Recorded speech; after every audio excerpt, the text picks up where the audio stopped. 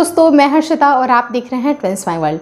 जैसा कि अभी आपने थंबनेल तो देख ही लिया होगा और ऐसी कोई भी गर्भवती स्त्री ना होगी जिसके मन में हज़ारों तरह के सवाल नहीं चल रहे हों। तो आज आप सवाल पूछिएगा और आज मैं उसका आंसर दूंगी। जितने भी रिसेंट मुझे क्वेश्चंस मिले हैं या जो भी ऐसे क्वेश्चंस हैं जो कि जनरली गर्भावस्था और ग्रहण के दौरान पूछे जाते हैं, उन सब के सवालों के जवाब आज इस वीडियो में देने वाली हूँ और ये वीडियो काफ़ी इंटरेस्टिंग होने वाली है। तो प्लीज़ वीडियो को शुरू से लेकर लास्ट तक ज़रूर देखिएगा। सबसे पहली चीज़ मैं आपको बता दूँ, रिसेंट अभी जो सूर्य ग्रहण पड़ने वाला है वो 14 दिसंबर 2020 को पड़ने वाला है। लेकिन ये जो बातें हैं जो कि मन में बहुत सारे सवाल हैं, ये सारे ग्रहण में सारे या तो चंद्र ग्रहण हो, सूर्य ग्रहण हो, सबके लिए ये वैलिड होगा। तो मैं आपके सवालों का जवाब देना चाहती हूँ जो कि एक गर्भवती स्त्रियों के मन में आता ही आता है और कैसे आप इन सारी चीज़ों को सॉल्व करेंगे, इसके लिए कंप्लीट ये वीडियो बना रही हूँ। जैसा कि आप लोगों को पता है कि ये 14 दिसंबर 2020 वाला जो सूर्य ग्रहण आने वाला है वो शाम में होगा। शाम में 7:03 से शुरू होके रात में 12:23 पे ख़त्म होगा। तो ये कंप्लीट जो अवधि है उसमें आपको कौन कौन सी बातों का ध्यान रखना है, क्या क्या चीज़ें करनी है, क्या क्या चीज़ें नहीं करनी है। तो सबसे पहला जो सवाल मैं आपसे ये लेती हूँ, जो आप लोगों की कॉमन क्वेश्चन है उसमें से ले रही हूँ।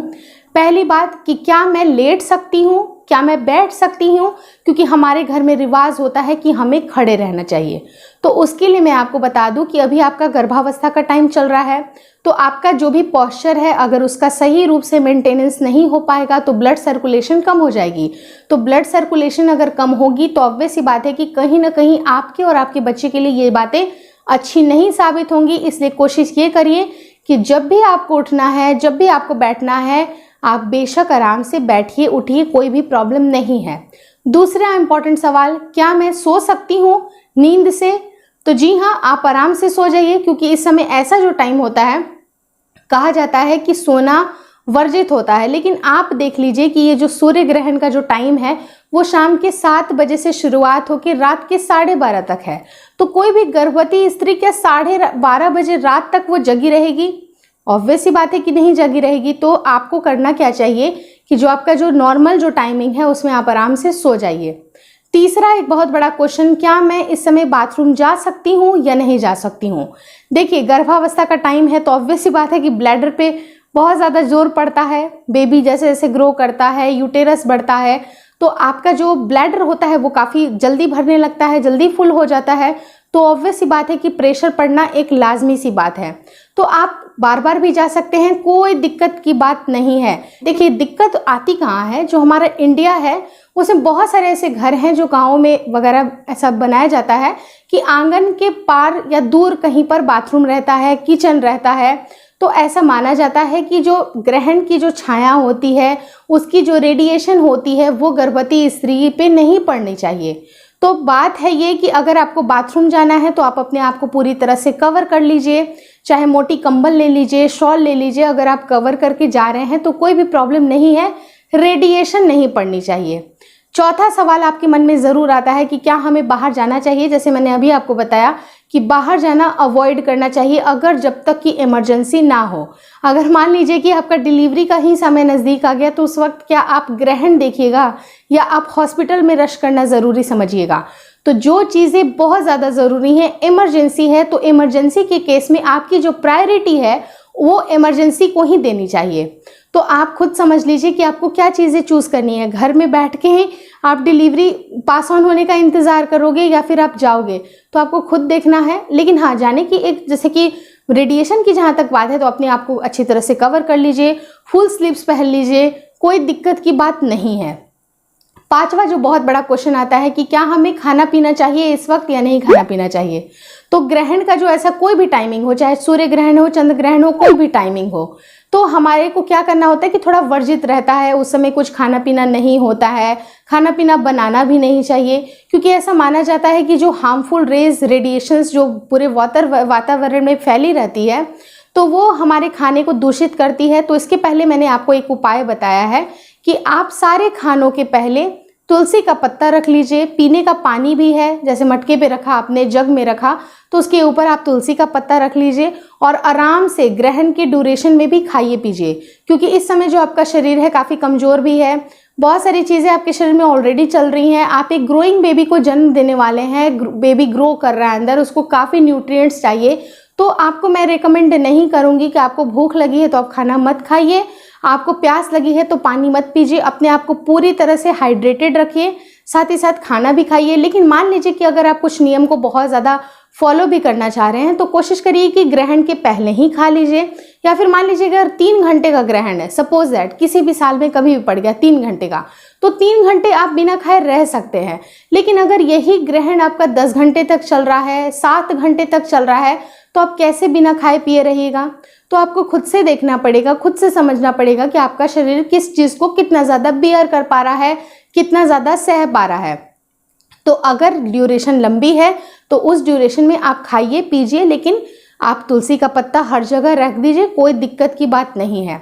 छठा जो बहुत बड़ा सवाल आता है कि अगर जैसे जनरली बोला जाता है कि उस समय आपको पूजा पाठ नहीं करनी होती, हम लोग पूजा पाठ नहीं कर सकते हैं, तो बहुत सारे लोग बोलते हैं कि आप भगवान का नाम लेने बोल रहे हो। तो देखो, मन में ईश्वर की कामना करना ये कहीं पर भी गलत नहीं है। किसी तरह का ग्रंथ आप पढ़ सकते हैं, जो होली बुक्स आती है वो आप पढ़ सकते हैं। आपको पूजा करना अवॉइड होता है, लेकिन आपको कोई ये नहीं बोल रहा है कि आप मंत्रोच्चारण ना करें, स्तुति ना करें, भगवान में प्रार्थना ना करें। आप ये सारी चीज़ें आराम से कर सकते हैं। सातवीं जो बहुत इंपॉर्टेंट चीज़ जो जनरली देखी जाती है, लोग ऐसा बोलते हैं कि इस समय हमें फ्रूट्स भी नहीं खाना चाहिए। तो देखिए, फ्रूट्स का वही अगेन मैं कनेक्शन आपको यही बोलूँगी कि कोई भी खाने पीने की चीज़ें हैं, उसके पहले अगर वहाँ पर तुलसी पत्ते को रख दिया जाए तो आप उसको उस ड्यूरेशन में ले सकते हैं, खा सकते हैं, कोई दिक्कत की बात नहीं है। बहुत सारे ऐसे भी लोग होते हैं जो कि आपको बड़े लोग जो रेकमेंड करते हैं कि अपने साथ एक नारियल ले लीजिए। तो बहुत सारे लोगों का क्वेश्चन होता है कि नारियल लेना है तो किस तरह के नारियल लेना है? तो देखिए, आपको सूखे नारियल नहीं लेना है, वैसे नारियल लेना है जो कि आप पूजा पे जो चढ़ाते हैं, इट मीन्स कि कच्चा पानी वाला, तो वो आप नारियल अपने पास रखिए। लेकिन मैंने जो किया था वो भी मैं आपको वीडियो के लास्ट में बताऊंगी कि मैंने क्या किया था, जो कि बहुत ही इजी तरीका है। अगर मान लीजिए कि आपको नारियल नहीं मिला, कभी ऐसा भी होता है सिचुएशन कि कोई चीज़ें नहीं मिली, आया नहीं टाइम पे, तो उस वक्त आपको क्या करना चाहिए, तो सबके बारे में बताऊंगी। लेकिन मैं आपको बता दूं कि जो लोग नारियल इस्तेमाल कर रहे हैं वो कच्चा नारियल इस्तेमाल करें, पानी वाला नारियल इस्तेमाल करें। अपने हाथ में ऐसे करके लेके बैठ सकते हैं, लेकिन मैं तो आपको यही रेकमेंड करूंगी कि इतने लंबे ड्यूरेशन तक बैठिए मत, अपने पास रखिए, अपने टेबल के पास रखिए, बेड के पास रखिए, कोई दिक्कत नहीं आती है। और बहुत ज़्यादा मत सोचिए इन सब बारों में। लेकिन एक चीज़ जो बहुत बड़ा क्वेश्चन ये भी आता है कि उस नारियल का हमें करना क्या है। तो देखिए, वो नारियल जैसे कि जब भी आपका ओवर हो गया, ये ग्रहण खत्म हो गया, तो आप कभी ऐसा करिए कि उसको दान में दे सकते हैं, या तो आप किसी पेड़ के नीचे उसको रख के आइए, बहती नदी में उसको प्रवाह कर दीजिए। तो बहुत सारे उपाय हैं, तो अगर आप इस तरह की चीज़ें करते हैं तो ज़रूर करिए।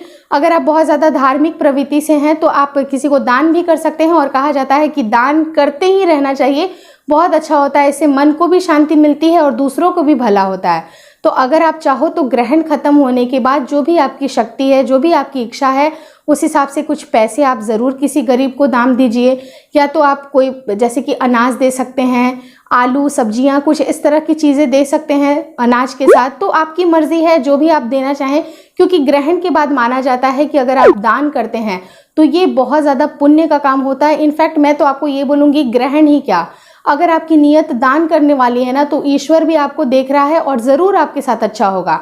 इसलिए इन सब चक्करों में मत पड़िए, कुछ भी नहीं होगा। भगवान इतना अन्यायी कभी नहीं हो सकता है। ग्रहण एक फेनोमेनन है। बहुत सारे लोग आपको बोलेंगे कि ये कर लो, वो कर लो। बड़े लोग भी आपको उतने ही नियम बोलेंगे जितना आपका शरीर आपको बियर करके बता सकता है, जितना आप बियर कर सकते हैं, इतना ज़्यादा वो भी लोग नहीं बोलेंगे। तो जितना आपसे हो सकता है उतना आप ज़रूर करिए।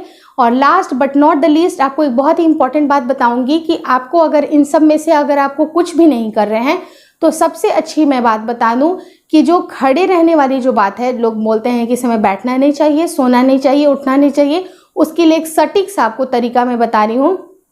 अपने हाइट का एक डंडा नाप के खड़ा कर दीजिए दीवार के आड़े, मतलब कि जितनी आपकी हाइट है उतने हिसाब से बस एक डंडे को खोज लीजिए, या फिर एक पतली जो भी टहनी कह लीजिए या जो भी कह लीजिए, कोई सूखी लकड़ी कुछ भी मिले, अगर डंडा मिलता है तो अच्छी बात है, उसको आप अपने बिहाफ में ऐसे दीवार पे टिका के खड़ा कर सकते हैं। लेकिन उससे भी ज़्यादा इजी तरीका जो कि मैंने खुद की प्रेगनेंसी में किया था, मेरी प्रेगनेंसी में भी 2 से 3 बार चंद्र ग्रहण सूर्य ग्रहण आया था, लेकिन यकीन मानिए दोस्तों ये ट्रिक जो मैंने अपनाया था, ये मैंने किया था और सब कुछ मैंने ईश्वर पे छोड़ दिया कि बस मेरे बच्चों की रक्षा आप करना। और यकीन मानिए दोस्तों हेनरी परी बहुत अच्छे से हैं, आप लोग की आशीर्वाद है कि बहुत अच्छे से हैं। तो आपको करना क्या है कि बस अपने हाइट को नाप के एक धागे को आपको रखना है, जैसे कि जो भी आपका नॉर्मल धागा है जो कपड़े सीने के काम आता है, उससे आप अपनी हाइट मतलब कि सर से लेके पाँव तक आप उसको नाप लीजिए और बस दीवार पे चिपका दीजिए सेलो टेप के सहारे। अब बहुत सारे लोग, जो लास्ट क्वेश्चन मैं बता रही हूँ, बहुत सारे लोग अब ये बोलेंगे कि इसका करना क्या है बाद में। तो देखिए करना कैसे है बाद में, अभी जैसे पहले ये क्वेश्चन आता है कि कहाँ टांगना है, तो दीवार पे आप कभी भी दरवाजे के पीछे कर सकते हैं, वो विजिबल तो होगा नहीं, और एक धागा है तो इतनी बड़ी गंदगी भी आपको घर में नहीं फैली हुई सी लगेगी। तो एकदम पतली सी सेलो टेप से लेके उसको ओवरऑल आप चिपका दीजिए। वो ऐसा माना जाता है कि आप नहीं बल्कि आपके बिहाफ में वो धागा खड़ा है। तो इस तरह से चीज़ें आप कर सकते हैं। और अगर ग्रहण खत्म हो जाता है या फिर आपकी डिलीवरी हो जाती है, उसके बाद आप इसको निकाल के प्रवाह कर सकते हैं, किसी पेड़ के नीचे छोड़ सकते हैं या एज इट इज़ छोड़ सकते हैं, आपकी मर्जी, कोई दिक्कत नहीं है। इसलिए बस ईश्वर से स्तुति करिए, भगवान से प्रार्थना करिए कि आपका बच्चा और आप स्वस्थ रहें, पूरे अच्छे से डिलीवरी हो जाए, सेफली हो जाए। बाकी इसी दुआ के साथ, इसी कामना के साथ इस वीडियो को एंड कर रही हूँ। मन में किसी तरह की डाउट होगी तो प्लीज़ मुझे कमेंट करना मत भूलिएगा। Thanks for watching twins my world.